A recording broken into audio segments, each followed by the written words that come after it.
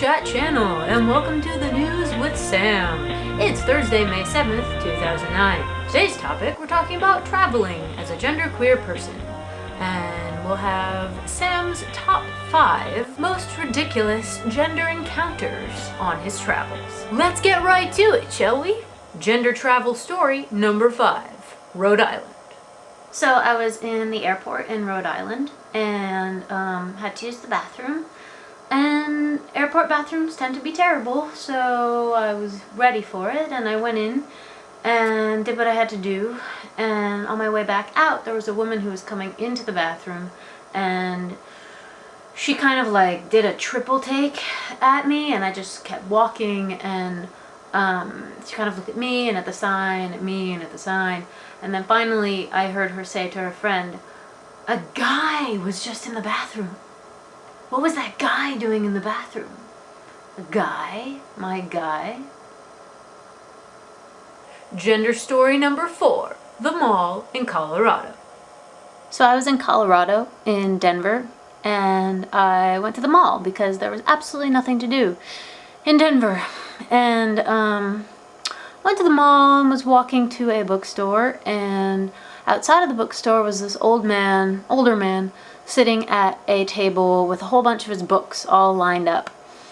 No one was paying attention to him, and clearly he was sad about that.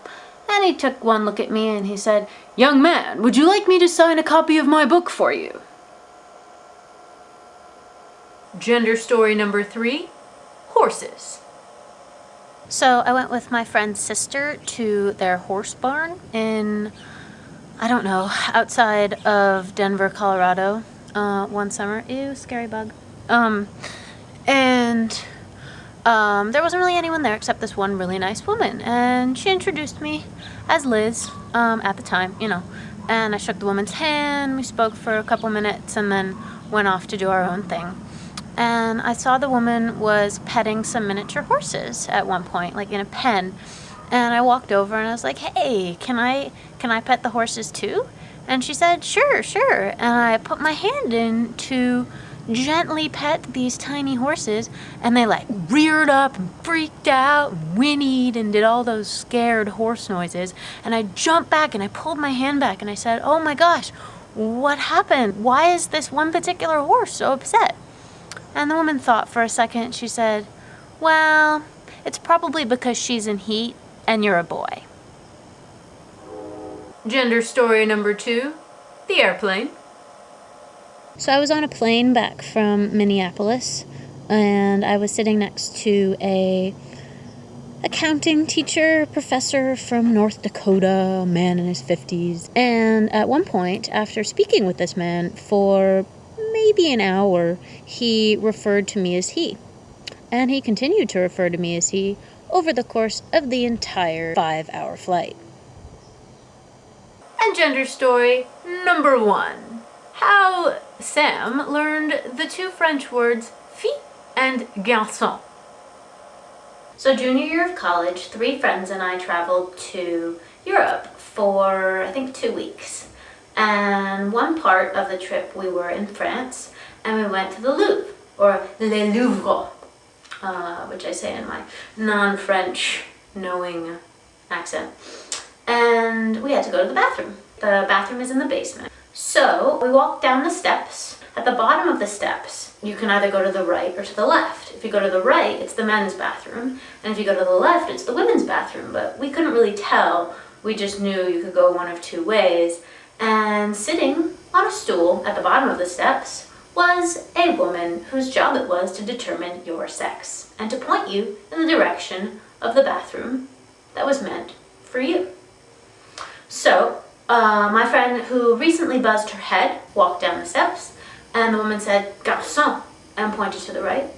And we didn't know what that meant, and my friend went to the right.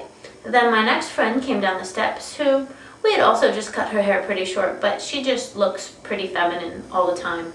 Her facial structure is pretty feminine. And the woman said, "Fille," and pointed the other way. Then I walked down the steps, and she said, "Garçon," and pointed that way. I went to the right. And our last friend walked down the steps, who loved to wear bright pink skirts. and the woman said fille and pointed to the left. And I didn't know what any of those words meant and thought that it was just crowd control and she was trying to, maintain a decent, even number of people in each bathroom. So my friend and I headed towards the men's bathroom unknowingly and got there and realized that there were men peeing into urinals, and we quickly turned around to go to the correct bathroom. And in order to get there, we had to go past the woman who had already determined that we were men. And she kept saying, garçon, garçon. And we were just like, have to pee, don't know how to communicate. And pushed past her and went into the women's bathroom. And finally, when we were in the stalls peeing, the woman realized that she had been wrong. And she came into the bathroom and pounded on the door and said, apologé, apologé, apologé. I was just like, it's okay, whatever, I just can't focus, I can't pee if you're right there, I get nervous bladder.